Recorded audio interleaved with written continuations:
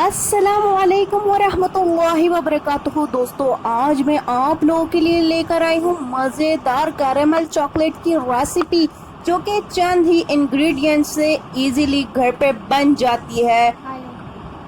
तो शुरू करने से पहले अगर आप मेरे चैनल पर न्यू हैं तो सब्सक्राइब करें बेल के साथ, ताकि हर न्यू आने वाली वीडियो से आप बाखबर रहें।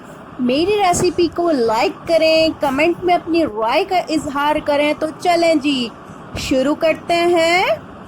बिस्मिल्लाहिर्रहमानिर्रहीम। जी दोस्तों, ये मैंने ली है 4 टेबल स्पून चीनी, मैंने लिए हैं चंद बादाम पिस्ते, और ये मैंने लिया है ड्राई मिल्क 4 टेबल स्पून।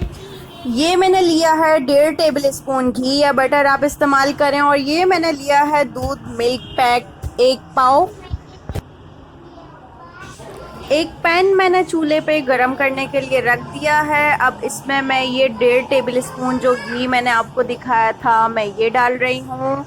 आप इसकी जगह बटर भी यूज़ कर सकते हैं, मेरे पास बटर अवेलेबल नहीं है तो मैं घी यूज़ कर रही हूँ। थोड़ा सा घी गरम होने के बाद आप इसमें मिल्क पैक ऐड कर लें। आपके पास अगर खुला बॉयल मिल्क है तो आप वो भी यूज़ कर सकते हैं। मैं मिल्क पैक डाल रही हूँ इसमें।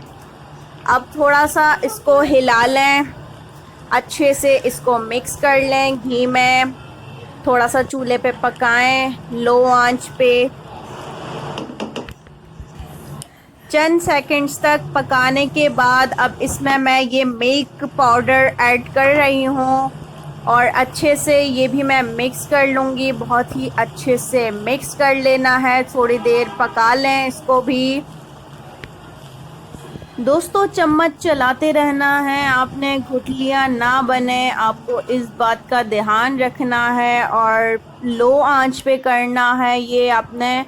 और ये जो मैंने आपको चीनी दिखाई थी 4 टेबल स्पून, ये डाल दी है मैंने, और अच्छे से इसको भी पकाऊंगी। बहुत ही अच्छे से पका लेना है, गाढ़ा होने तक चम्मच मुसलसल चलाते रहना है। चम्मच आपका रुके नहीं, आपको इस बात का ध्यान रखना है।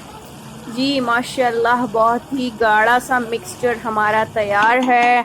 अब मैं एक स्टील की प्लेट में घी लगा रही हूँ।